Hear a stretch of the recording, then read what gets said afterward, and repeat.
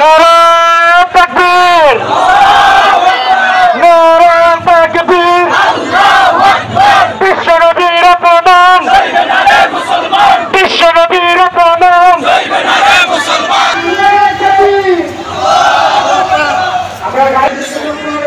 প্রমাণিত হয় আমাদের দেশের মানুষ বিএনপি করতে পারে, আওয়ামী লীগ করতে পারে, আরো কোনো দল করতে পারে, কিন্তু ইসলামের ব্যাপারে সবাই একমত। কাউকেও ছাড় নাই, ইসলামের ব্যাপারে কাউকে ছাড় নাই।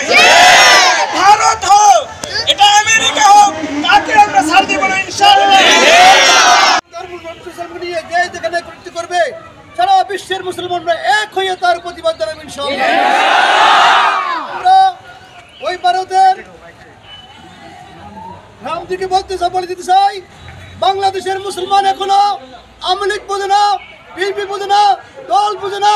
যখন মুসলমানের উপরে, কোনো নবীর উপরে কোনো ব্যক্তি কোনো কিছু বলবে, সব মুসলমান ইমানের তোর জন্য আমি দাবি করবো ইনশাআল্লাহ। উপস্থিত হয়েছি, আপনারা সবাই অবগত আছেন, ভারতের রামগিরি, সেখানে আমাদের ইসলাম এবং রাসূল সাল্লাল্লাহু আলাইহি ওয়াসাল্লামকে নিয়ে কটূক্তি করেছে। আমাদের সবার পরিচয়, আমরা আল্লাহর গোলাম এবং রাসূল সাল্লাল্লাহু আলাইহি ওয়াসাল্লামের উম্মত হিসেবে আমরা এখানে উপস্থিত আছি। আমরা বর্তমান সরকারের প্রধান উপদেষ্টা ডক্টর মোহাম্মদ ইউনূসকে জানিয়ে দিতে চাই, আপনারা অবিলম্বে ভারতকে কূটনৈতিক সম্পর্ক তাদের সাথে ছিন্ন করুন, তাদেরকে বিচারের আওতায় আনা হোক।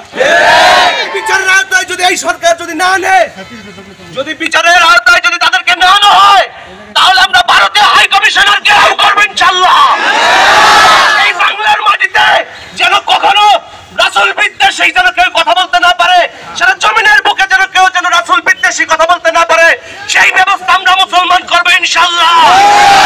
সবাই আমরা প্রস্তুত আছি তো ইনশাআল্লাহ? ইনশাআল্লাহ আমাদের এই জয় হবেই হবে ইনশাআল্লাহ। সারা দুনিয়ার জমিনে কালেমার পতাকা উঠবেই উঠবে ইনশাআল্লাহ। নারায়ে তাকবীর, বিশ্বনবীর অপমান, বিশ্বনবীর অপমান। বদরের হাতিয়ার আছে না সবাই? বদরের হাতিয়ার, ইনশাআল্লাহ আমাদের জয় হবেই হবে। জাতি না, মুসলমান সিংহের জাতি, মুসলমান সিংহের জাতি।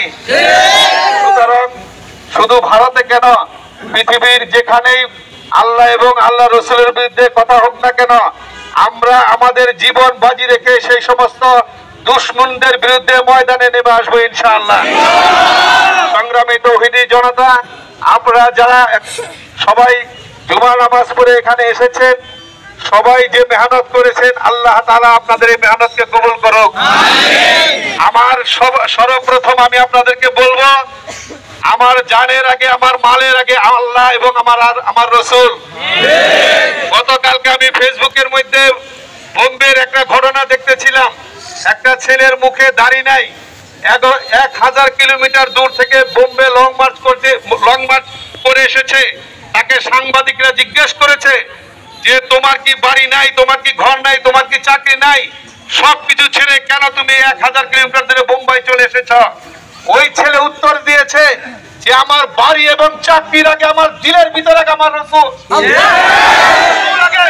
আমার রাসূলের ইজ্জতের বিরুদ্ধে কেউ কথা বলবে, আল্লাহর বিরুদ্ধে কেউ কথা বলবে, আমার চাকরি আগে না, তাকে শেষ করব, তারপর আমি ঘরে ফিরে যাবো ইনশাআল্লাহ। সংগ্রামী তৌহিদি জনতা, আজকে যেরকম আপনারা ঘর ছেড়ে বাড়ি ছেড়ে ময়দানে চলে এসেছেন, আবার যখন ওলামায়ে কেরামের পক্ষ থেকে ডাক আসবে, আমরা আসবো তো সবাই ইনশাআল্লাহ। আমাদের সকলকে এরকম ভাবে নিজের জান এবং মাল নিয়ে আল্লাহর রাস্তায় বের হওয়ার জন্য তৌফিক দান করুক।